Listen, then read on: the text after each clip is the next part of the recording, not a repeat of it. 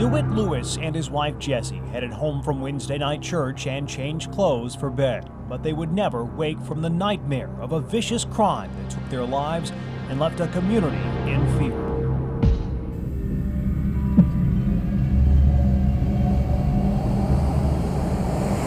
Shortly after lunchtime on November 7, 1985, Dolores Cox discovered her 66-year-old parents' badly beaten bodies when she stopped by their home to see why neither showed up for work. It was just shock. We just couldn't believe it. It was just absolute shock. It was almost like it wasn't real. You know, these are things that happen on television, not to people that you know. Carrie Parrish's family used to rent a home from the Lewises, and they visited with his grandparents regularly. This is still very fresh in this community. It's been 25 years and people are still very well aware of it.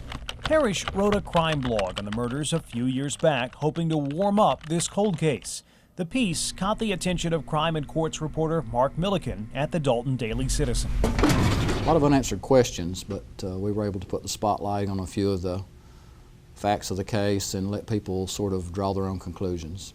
Police still consider this an open investigation, so they won't talk much about the evidence. But it's what they didn't find at the crime scene that provides the most clues. Daily Citizen and WDEF News 12 archived reports show Lewis kept his doors locked shut and wouldn't open them until he had a visual on a visitor. On the night of the crime, the killer did not break into the Lewis home to gain entry, and numerous valuables were left untouched.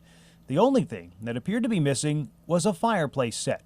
When the police said that during the autopsy it was discovered that the Lewises were killed with blunt objects and the fireplace set is missing, you sort of put two and two together.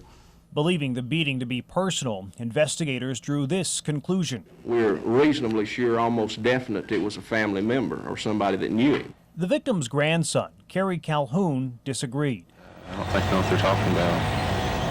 I can't imagine. You think they were on? Family member doing something like that. Today, the family remains silent, but the memory of this brutal crime still haunts the town. And there's still a killer walking around who knows what he did. And there are still two dead people who deserve justice. So what will it take to solve this case? Investigators collected a good amount of fiber evidence at the scene, but Milliken says they're still holding out for one key piece. But I can't help but think that someone who committed these murders would not have said something about it to someone else. It's just the nature of things that, even if it's a heinous crime, even perversely, people want to be known for something. In Dalton, Joe Legee, WDEF News 12.